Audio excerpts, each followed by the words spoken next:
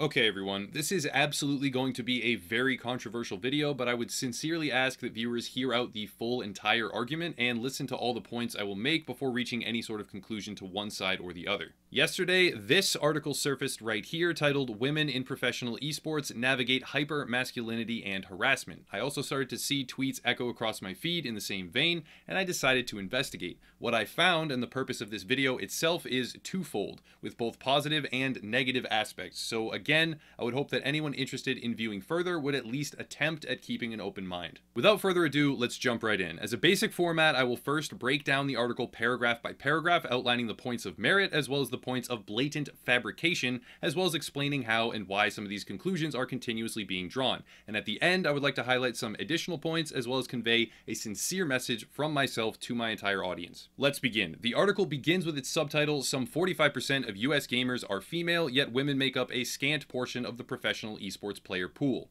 This is the worst possible way to start an article that pertains to a serious topic. The problem comes from the article's title itself, which explicitly targets the professional gaming scene as the subject matter, and further deteriorates with any sort of demographic knowledge of the space. This graph right here and study from the Washington Post concluded that female gamers increased in number by 32% from 2012 to 2013, concluding in the composition of 48% female, 52% male. But that figure is based around the rise of mobile gaming. As we can see here from more recent statistic examples, there is a steady percentage of female to male gamer representation, hovering at 60-40 or 50-50 sometimes. But this number again incorporates mobile gaming, single-player games, outdated consoles, and many more obsolete formats that do not pertain to the professional esports arena and the competitive gaming market at large. Here is yet another study, displayed on screen now, citing a 52% majority of female gamers, but again attributing that to the rise of mobile gaming.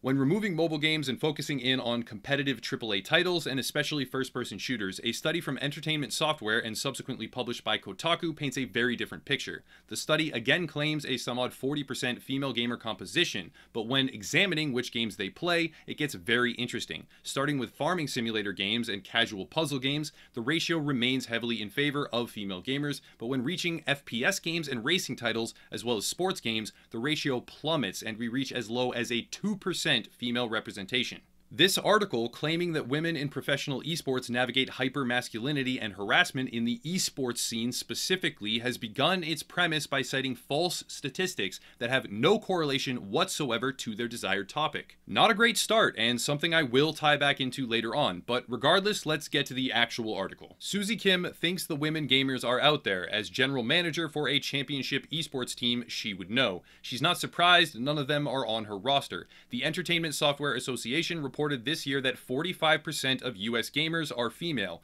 yet women make up a scant portion of the professional esports player pool. Executives for games like League of Legends and Overwatch say they are eager to add women to pro rosters, where players can make hundreds of thousands of dollars, yet League of Legends Championship Series hasn't had a female gamer since 2016, and the Overwatch League's inaugural season featured just one.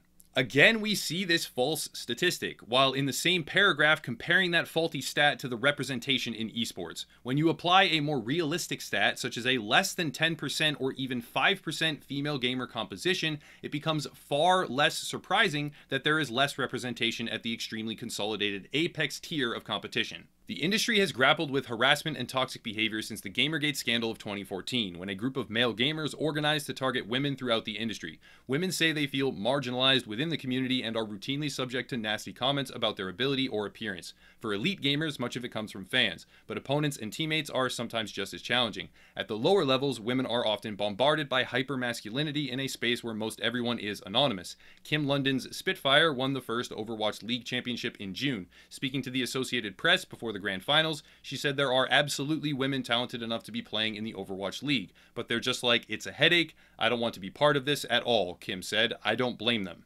This is where the article sort of, finally, kind of finds at least some semblance of an actual position. Again, kind of, not really. I will move past the Gamergate portion, since that is a very complex and lengthy topic to dive into, and it's years in the past. And I'll get to a more important point, which is the fact that the article claims women are marginalized within the gaming community and are routinely subjected to nasty comments about their ability and appearance. This is unfortunately quite true, and when it happens, it is unacceptable, should be called out, corrected, and perhaps punished. Harassment is not appropriate at any time. I am sure most people watching this video have dealt with it in some form or another at one point in their lives. It is a common occurrence in gaming, but the very real truth is that some female gamers can in fact encounter, on occasion, increased instances of this to often an extreme. That is unfortunate, and pragmatic steps should be taken to reduce that type of behavior. The article, however, starts to resort to buzzwords like hypermasculinity in a space where everyone is anonymous. That type of rhetoric does not reduce the occurrence. It instead inflames it in most cases by further antagonizing the very group which already perpetuates the behavior. This will tie into my message at the end of the video specifically. Let's read on though. At the top, Maria Remilia, I hope I'm pronouncing that correctly, Creveling is the only woman and only transgender woman to compete in the League of Legends Championship Series, or LCS, the top pro league for the world's most popular esport. Her stay in the LCS was short-lived and not the inspiring breakthrough some fans had hoped. Creveling was a standout support player and qualified for the LCS with Team Renegades in 2015. She made her debut the next year under intense scrutiny. Many celebrated her, but the comment sections accompanying live streams of Renegades matches were flooded with sexist and transphobic harassment. Fans disputed her gender identity, wrote critically about her appearance, and bashed her abilities. A few weeks into the season, Creveling removed herself from the Renegades roster, citing anxiety and self-esteem issues. She hasn't returned to the LCS since. Creveling declined to be interviewed by the AP, but did say she has resumed competing and will be looking for a new team soon. This is disheartening to hear. No one should have to deal with that sort of targeted and unprovoked harassment. To a certain extent, everyone who frequents Twitch will know that chat rooms will always have trolls and flamers, but to such an extreme degree that it results in a contestant quitting the pro circuit, that is outside the norm and it's abhorrent. Contestants should be able to enjoy their preferred games regardless of physical appearance, sexuality, or any other non-gameplay related characteristic. Gameplay is all that matters, especially at a pro circuit level. Let's read on. Other major esports have similarly thin histories of women at the highest levels. The NBA 2K League said it had one woman in a pool of 250 finalists for roster spots in its inaugural season. She did not land one of the 102 available slots. The Overwatch League had one woman for its inaugural season, Kim Geguri Seyun. I hope I'm pronouncing that properly, but I probably am not. I don't mean any offense, but that's how I'll continue to pronounce it. With the Shanghai Dragons, and Sasha Scarlett Hostin, a transgender woman, won a major StarCraft 2 tournament in February and is the only woman to win such an event in that game. Seyun and Hostin have been reluctant to embrace the spotlight as female role models. Both have said they simply want to be seen as talented gamers. Being the icon or being looked up to because I'm female, I'm grateful, Seyun said via translator at a press conference in March, but I don't really have any thoughts about it. That's not how I want to be known. Now, NBA 2K is a sports game, thus coming in at the bottom rung of female player-based representation with roughly 2%, when you consider the real statistics, that is. The fact that 1 in 250 was present, and then furthermore, not 1 in 102 was selected, is not even a statistical anomaly, really. It's pretty much expected, though for the sake of hyper-accuracy, I guess it should be more like 4 for the 250, and then 2 for the 100. Moving on to Overwatch, it had one female contestant as well, probably a similar statistical situation, and Kim Gamertag Geguri, I hope I'm pronouncing that properly again, probably not though, sorry if I cause any offense, also takes an admirable stance, saying that being an icon and being looked up to is appreciated, but that was never really her intention. Let's continue. At the lower levels, Tiffany Chang is a fan of Seyun's. The amateur player doesn't blame the Overwatch pro for shying away from attention as a woman. Chang sometimes gets the urge to do the same. Chang hosts Twitch streams of herself playing Overwatch and other games to collect donations for charity, and routinely plays online games against strangers. Women like Chang encounter a lot of toxic behavior, much of it the same sort of trolling women see elsewhere on the internet. They'll get remarks about their appearance, the tone of their voice, and, more than anything, a dismissal of their ability and knowledge in the game. This starts to get a little bit shaky again. It is noble that Chang streams for charity, but that is completely unrelated to internet trolling, and everyone experiences internet trolling. A drastically increased amount of toxicity, again referring to physical appearance, is unacceptable, but that sort of phenomenon on Twitch is kind of 100% normal, honestly. Personally, I have a really big nose and I have a long neck. I get called a giraffe, a pterodactyl, and any number of other insults. Saying much of it the same sort of trolling women see elsewhere on the internet is again starting to reach away from what the article actually pertains to. By and large, everyone gets trolled on the internet. Back to the article. Even if Chang can tune out the harassment, it can still affect her performance.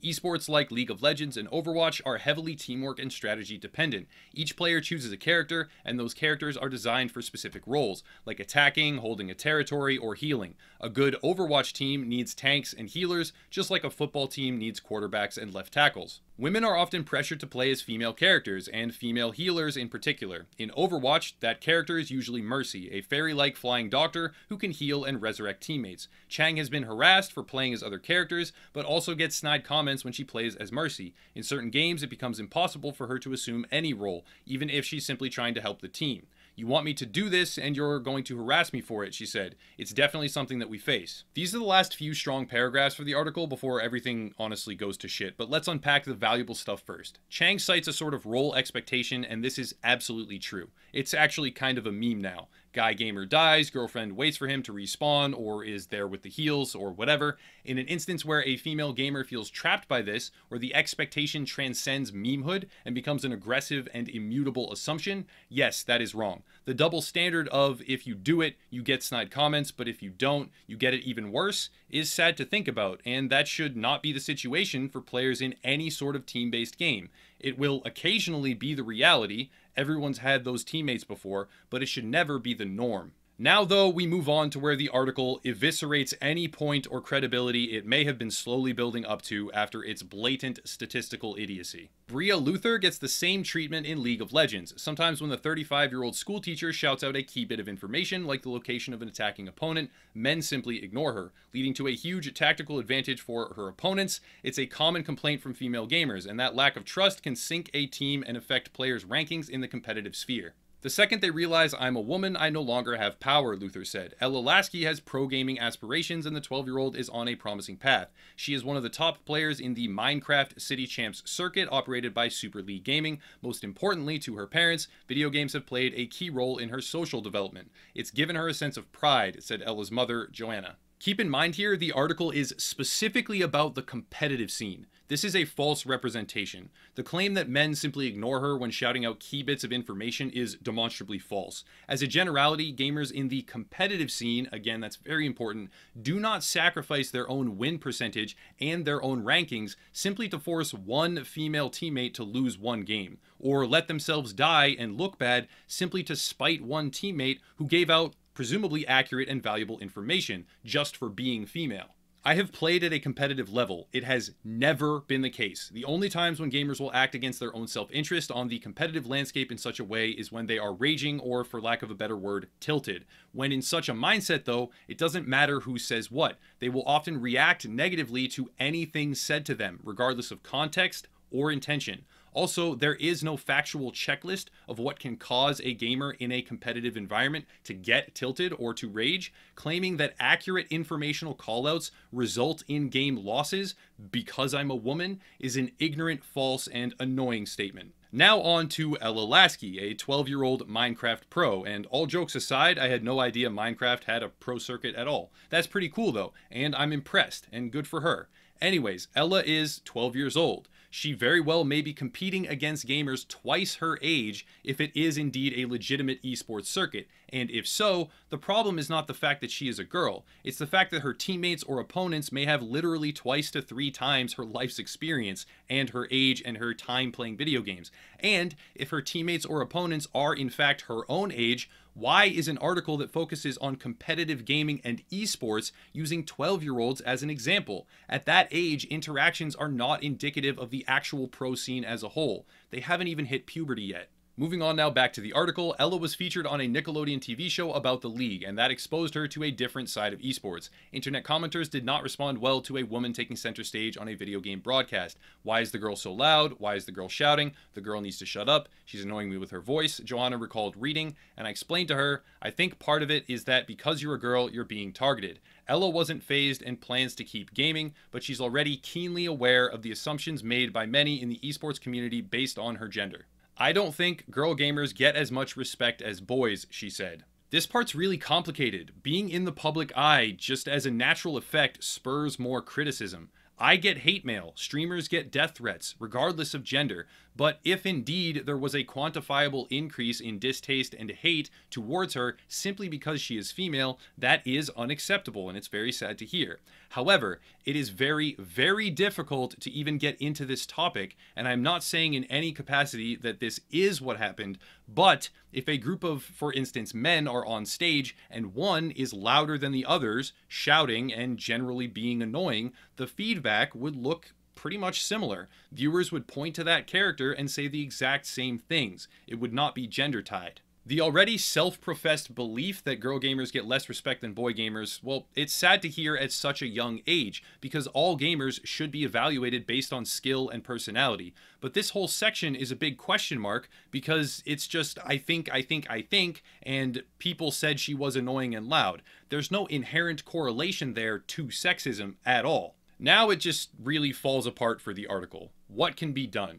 Publishers have made progress responding to harassment complaints since the Gamergate scandal, but video games are still not a space known for gender equality. Riot Games, which publishes League of Legends and operates the LCS, was criticized just this summer for its treatment of female employees in a story by Kotaku. Riot apologized publicly to fans and employees, and it has outlined a plan of action to address the issues. More in-person gaming might help. Women say men and boys tend to be better behaved without the anonymity of online play.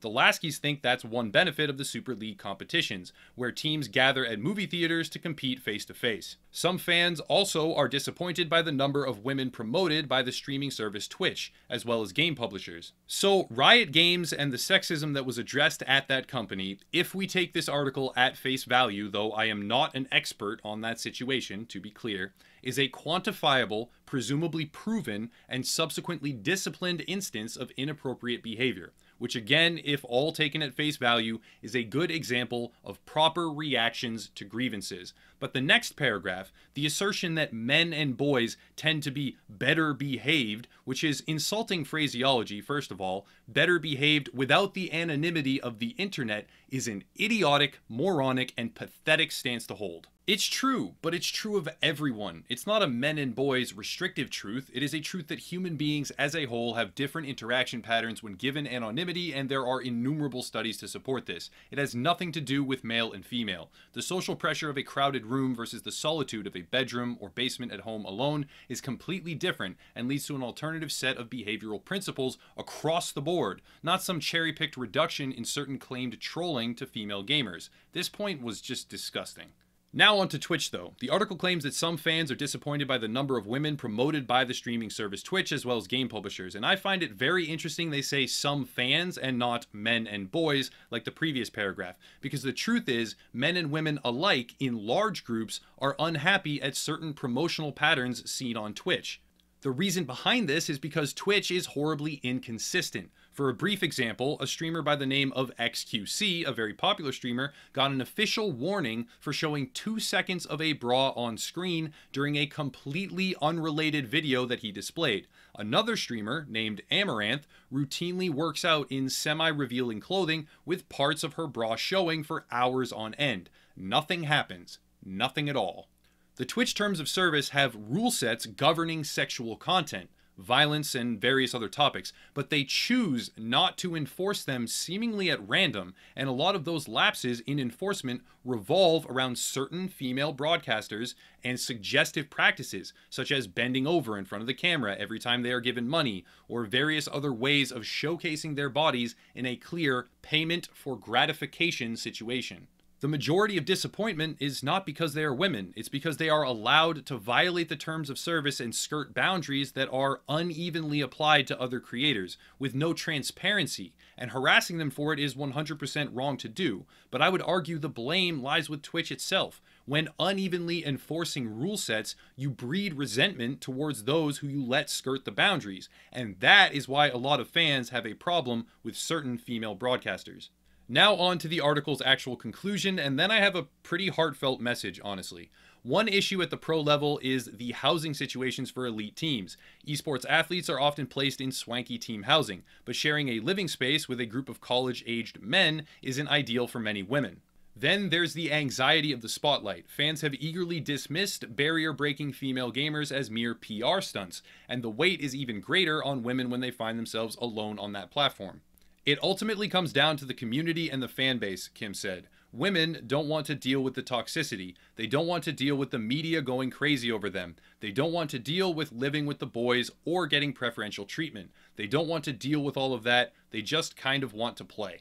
This is possibly the worst way they could have ended the article. We begin with the housing, and the claim it isn't ideal for many women. But esports gaming houses are built to be both cost-effective and allow for maximum practice time, team cohesion, and time usage. The team needs to synergize and spend sometimes 12, 16, 18 hours a day practicing and tacking on commutes and different living arrangements for each different member. That's not an ideal format. When confronted with the option of a female gamer who doesn't really feel comfortable in the house and thus has less team cohesion and less time to practice, while simultaneously costing the organization more money, well, she is going to be replaced. Not because of sexism, because of basic and factual competitive desire to win and economics.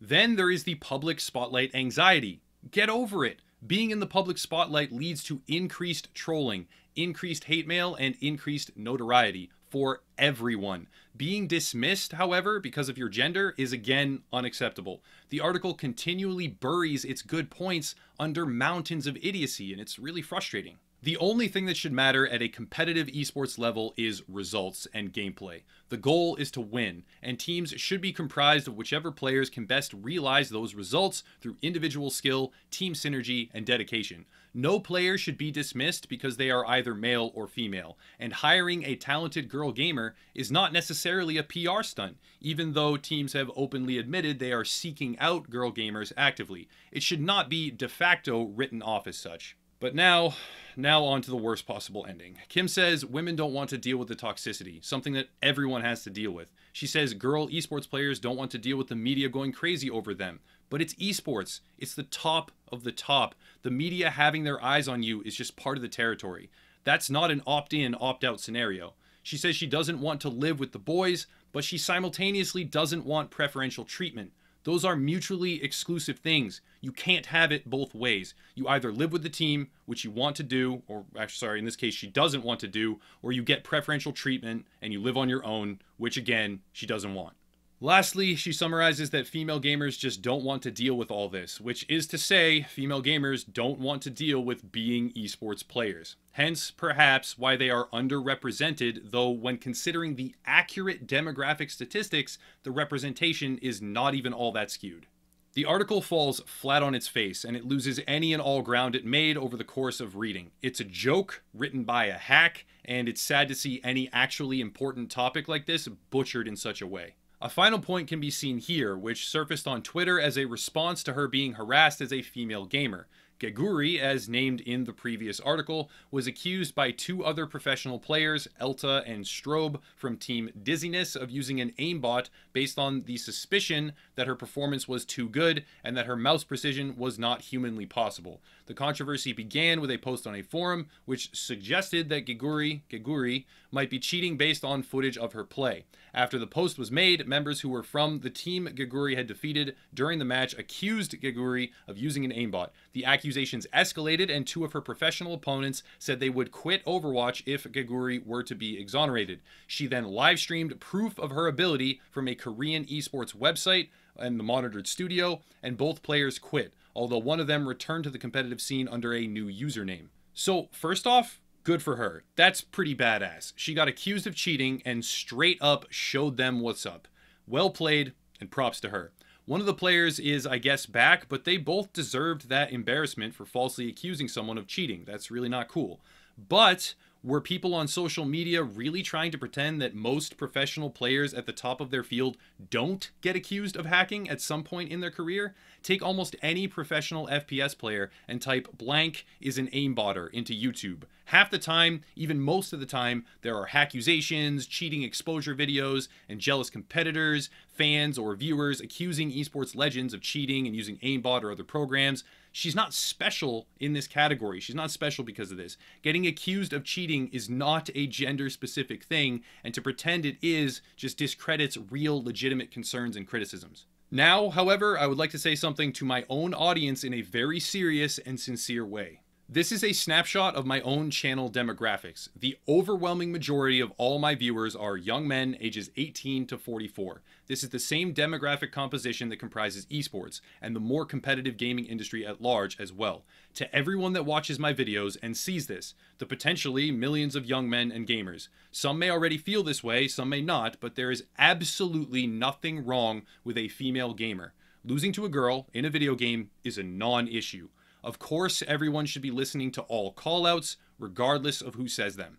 No one should be harassing female streamers, or esports players, or the random players you find in your everyday matches. We play games to have fun. Everyone does. Let's have fun and help others have fun. We can all enjoy games together. We can all pick the character we want. We don't necessarily need to expect others to pick what we think that they should. And we should all keep an open mind. Talent comes in all shapes and sizes. The article we just examined is an example of precisely what not to do in order to spur positive change. Making sweeping, untrue generalizations about gamers based on faulty statistics is an example of the exact opposite to what anyone who actually cares about these issues should do. And again, it's just an absolutely garbage article. I would ask that anyone out there who enjoys games, is reasonable, and wants to have a legitimately positive impact in your sessions with your friends, if you see over-the-top unfair treatment of others, regardless of who it is in games, call it out. Help fix it on a person-to-person social level. And don't be like me most of the time, because I can say this kind of mushy stuff all I want, but I'm still kind of an asshole most of the time. I've still told people to like, get fucked loser in moments of tension. But at the very least, I can try to get better over time, and frankly, all of us can. Anyways, that's going to wrap it up. That was a really long one. If you want to support the channel, check out the links down below, but I won't drag it out anymore. Thank you for watching, and have a nice night, everyone.